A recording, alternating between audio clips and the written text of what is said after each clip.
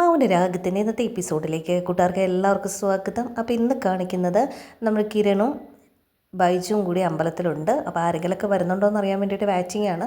ആ സമയത്തേക്ക് ഒരു ഓട്ടോ വന്ന് നിന്നിട്ട് ആ ഓട്ടോയിൽ നിന്ന് രണ്ടുപേർ ഇറങ്ങി വരുക.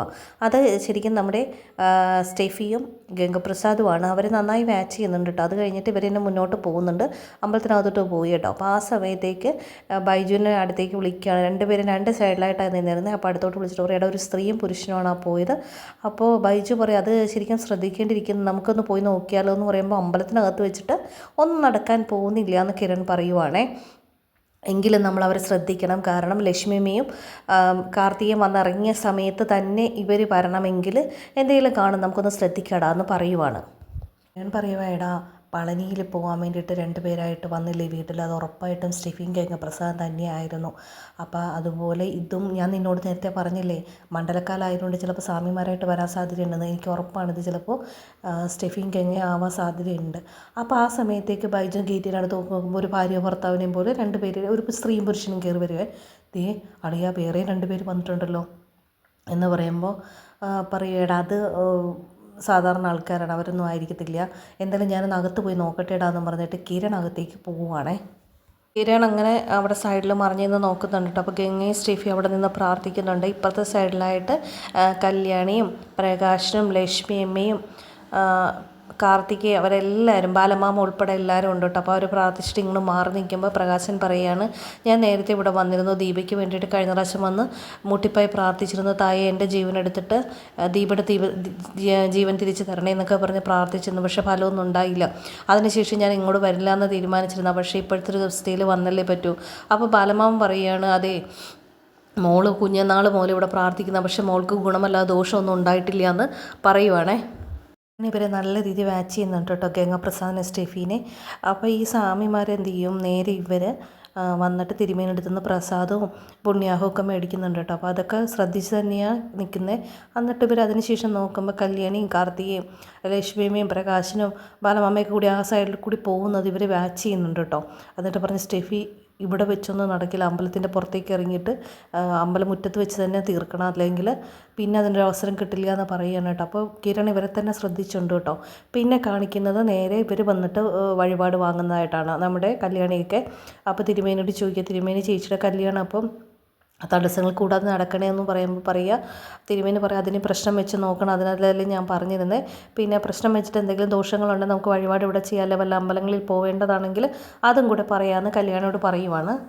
അപ്പോൾ കല്യാണം അവിടെ നിന്നിട്ട് പ്രാർത്ഥിക്കണം, ദേവി എൻ്റെ അമ്മയുടെ ജീവനെടുത്ത ആ ദുഷ്ടൻ ഞങ്ങളുടെ പിന്നാലെ തന്നെയുണ്ട്, അപ്പോൾ അവനെ ദുഷ്ടനിഗ്രഹം നടത്തണേ, ആർക്കും ഒരു ആപത്തിന് വരുത്തരുതേ എന്നൊക്കെ പറഞ്ഞിട്ട് പ്രാർത്ഥിക്കുകയാണ് കേട്ടോ. ആ സമയത്തേക്ക് നമ്മുടെ ഗംഗപ്രസാദ് അവിടെ നിന്ന് ചരിഞ്ഞ് നിന്ന് നോക്കുന്നുണ്ട് കേട്ടോ. അപ്പോൾ കല്യാണിയും പിന്നെ പ്രകാശനും ഇവരൊക്കെ പ്രാർത്ഥിക്കുന്ന സമയത്ത് ഗംഗ സ്റ്റെഫിയും കൂടി അവിടെ മാറി നോക്കിയിട്ട് ഗംഗ പറയുകയാണ്, സ്റ്റെഫി ഈ അവസരം നമുക്കിനി കിട്ടത്തില്ല, ഇവരെ തീർത്തേ പറ്റുള്ളൂ എന്ന് പറയുകയാണ് കേട്ടോ. അപ്പോൾ അങ്ങനെ പറഞ്ഞുകൊണ്ട് നിന്ന് കഴിഞ്ഞപ്പോൾ നേരെ പിന്നെ കാണിക്കുന്നത് ബൈജുവിൻ്റെ അടുത്തേക്ക് കയറി വന്നിട്ട് ബൈജു എന്ന് പറഞ്ഞ് വിളിക്കുക. ബൈജു പെട്ടെന്ന് ഞെട്ടു കേട്ടോ. ബൈജു ഇങ്ങനെ ചിന്തിച്ചുകൊണ്ട് നിൽക്കുമായിരുന്നു. അപ്പോൾ അകത്ത് കയറിയത് ഗംഗപ്രസാദ് സ്റ്റെഫി തന്നെയാണെന്ന് എനിക്കൊരു ഉറപ്പുണ്ട്. കാരണം അവർ നമ്മുടെ ആൾക്കാരെ തൊഴുന്നത് മാത്രം ചെയ്ത് നിന്നതാണ്, അതുകൊണ്ട് നമ്മൾ സൂക്ഷിക്കണമെന്ന് പറയണേ. അവർ നടന്നു പോകുന്ന നോക്കി നിന്നിട്ട് ഗംഗപ്രസാദ് ദേവിനെ നോക്കി പ്രാർത്ഥിച്ചിട്ട് പറയുക, ദേവി എന്നും വരുന്നവരല്ല, ആദ്യമായിട്ട് വരുന്നവരെയാണ് ദേവി പ്രസാദിക്കേണ്ടത്, അതുകൊണ്ട് അതിനുള്ള ഇനിയും വീണ്ടും വീണ്ടും വരാനുള്ളൊരു അവസരം തരാൻ വേണ്ടിയിട്ട് ദേവി നടത്തി തരണേ എന്നൊക്കെ പറഞ്ഞ് ദേവിയോട് പ്രാർത്ഥിക്കുന്നേ. ബൈജു മാച്ച് ചെയ്യുന്നുണ്ട്. ആ സമയത്ത് ഗംഗപ്രസാദ് തോക്കെടുത്തിട്ട് ലക്ഷ്മിയമ്മയുടെയും കാർത്തിയുടെയും പിന്നാലെ തോക്ക് ഇങ്ങനെ ചൂണ്ടിയിട്ട് പറയുന്നത്, സ്റ്റെഫി ഇവിടുന്ന് 1 കിലോമീറ്റർ ഓടിയാൽ മാർട്ടിൻ വണ്ടിയായിട്ട് വരും, നമുക്ക് രക്ഷപ്പെടാൻ പറ്റും, അപ്പോൾ അതുകൊണ്ട് തീർത്തേക്കണം എന്ന് പറഞ്ഞിട്ട് ബുള്ളറ്റ് വെച്ച് തോക്ക് വെച്ചിട്ട് വെടിവെക്കാനുള്ള പരിപാടിയിൽ നിൽക്കുകയും നമ്മുടെ കിരൺ ഇത് കാണും കേട്ടോ. കിരൺ പെട്ടെന്ന് അങ്ങനെ ഇവരുടെ പിന്നാലെ ചെല്ലുമ്പോൾ ഒറ്റ ചവിട്ട് കൊടുത്ത് അവനെ മറിച്ചിടുകയാണ് കേട്ടോ. അപ്പോൾ നേരെ സ്റ്റെഫി കത്തി കൊടുക്കുവാണ്. അപ്പോൾ കത്തി കൊണ്ട് കിരണിൻ്റെ നേരെ വീശുമ്പോൾ കിരൺ അത് അവനെ ഫൈറ്റ് ചെയ്യണം അവനുമായിട്ട്. അപ്പോൾ ഇവരെല്ലാവരും കാണുവാണ് കേട്ടോ ചെയ്യുന്നത്. അത് കഴിഞ്ഞിട്ട് ഇവൻ ഗംഗ എടുത്ത് ഓടുവാണ് കേട്ടോ ചെയ്യുന്നത്. അപ്പോൾ കത്തിയും തെറിച്ച് താഴെ പോയി പിന്നെ ഗംഗ എടുത്ത് ഓടുക. ഗംഗയുടെ പിന്നാലെ കിരൺ ഓടുന്ന സമയത്തേക്ക് കല്യാണം ഇങ്ങ് ഉറഞ്ഞു തുള്ളി അങ്ങ് വന്നിട്ട് സ്റ്റെഫിയുടെ തലമുടിക്ക്, സ്റ്റെഫി ഓടുവാണ്, അപ്പോൾ തലമുടിക്ക് കുത്തി പിടിച്ചപ്പോൾ തലമുടി മാത്രമായിട്ട് പോന്നു വെച്ച വിഗ് ഇങ്ങനെ ഊരിപ്പോന്നു. അത് കഴിഞ്ഞപ്പോൾ സ്റ്റെഫീനെ ഇട്ടിട്ട് അവൾ ഓടിക്കുന്നുണ്ട്. അവൾ കലി കയറി എൻ്റെ അമ്മയെ കൊന്നിട്ട് ഇനിയും കൊല്ലാൻ നടക്കുവാണടി, മതിയായില്ലടി എന്നൊക്കെ പറഞ്ഞിട്ട് ഇങ്ങനെ ചെയ്യാട്ടോ. പിന്നെ കാർത്തിയുടെ വക കാർത്തികൻ തല്ലുന്നുണ്ട് കേട്ടോ. അങ്ങനെ സ്റ്റെഫി നല്ല രീതിയിൽ അടി കൊള്ളുവാണ്. ആ സമയത്ത് നമ്മുടെ ഗംഗപ്രസാദ് ഓട്ടത്തോടോട്ടാണ് കേട്ടോ.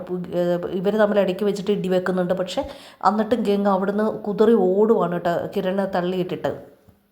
ഉടനെ ഒരു പോലീസ് ജീപ്പ് അമ്പലത്തിൻ്റെ ഫ്രണ്ടിൽ നിന്നിട്ട് പോലീസുകാരൊക്കെ ഇറങ്ങുകയാണ് കേട്ടോ. ആ സമയത്തൊക്കെ കാർത്തിയ സ്റ്റെഫി അങ്ങ് അടിച്ചു കൊല്ലുക കേട്ടോ. സ്റ്റെഫി പകുതി ചത്തു ആ ഒരവസ്ഥയെ. കാരണം അതുപോലെ കാർത്തികയും കല്യാണിയും അവളെ പെരുമാറി കേട്ടോ. ശരിക്കും ഇടിച്ചു കൂട്ടിയിട്ടുണ്ട്.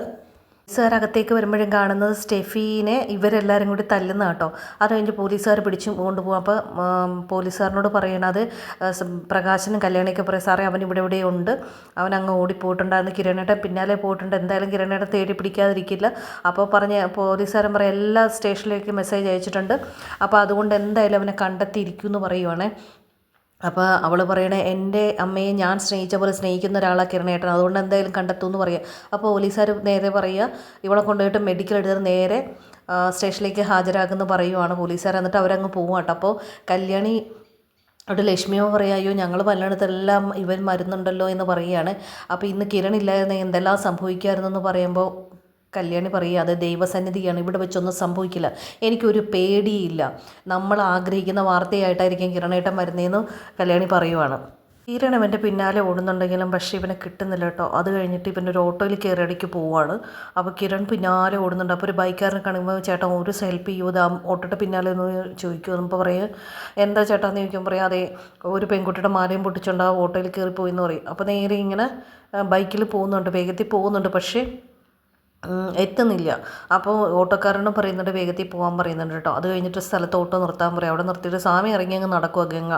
അപ്പോൾ സ്വാമി പൈസ തന്നില്ലല്ലോ എന്നും പറഞ്ഞിട്ട് ഓട്ടോക്കാരൻ വിളിക്കുമ്പോൾ അയ്യോ പൈസ തന്നില്ലല്ലേ മോനെ എന്നും പറഞ്ഞ് തിരിച്ച് വന്നിട്ട് അവനെ ചവിട്ടി താഴെയിട്ടിട്ട് ഓട്ടോ എടുത്തുകൊണ്ട് പോകുക കേട്ടോ. ഓട്ടോക്കാരനും പിന്നാലെ ഓടുന്നുണ്ട്. ഗംഗയും ഇവിടെ പിന്നാലെ ബൈക്കിൽ വന്ന ഇവരും വരുന്നുണ്ട് കേട്ടോ. പക്ഷേ ഗംഗ കിട്ടുന്നില്ല. അപ്പോൾ ഗംഗ ഇങ്ങനെ ഓടിയിട്ട് ഒരു സൈഡ് സ്ഥലത്ത് കൊണ്ടുപോയിട്ട് ഓട്ടോ നിർത്തി ഓടിച്ച് ചെന്ന് ഓട്ടോ നിർത്തിയിട്ട് ഓട്ടോയിൽ നിന്ന് ഇറങ്ങിയിട്ട് ഗംഗ നേരെ അങ്ങ് പോയിട്ടൊരു വെള്ളച്ചാട്ടത്തിലേക്ക് ചാടുന്നതോടെയാണ് ഇന്നത്തെ എപ്പിസോഡ്. ഒരു വെള്ളം ഉള്ള പ്രദേശത്തേക്ക് ചെന്ന് ചാടുവാണ്.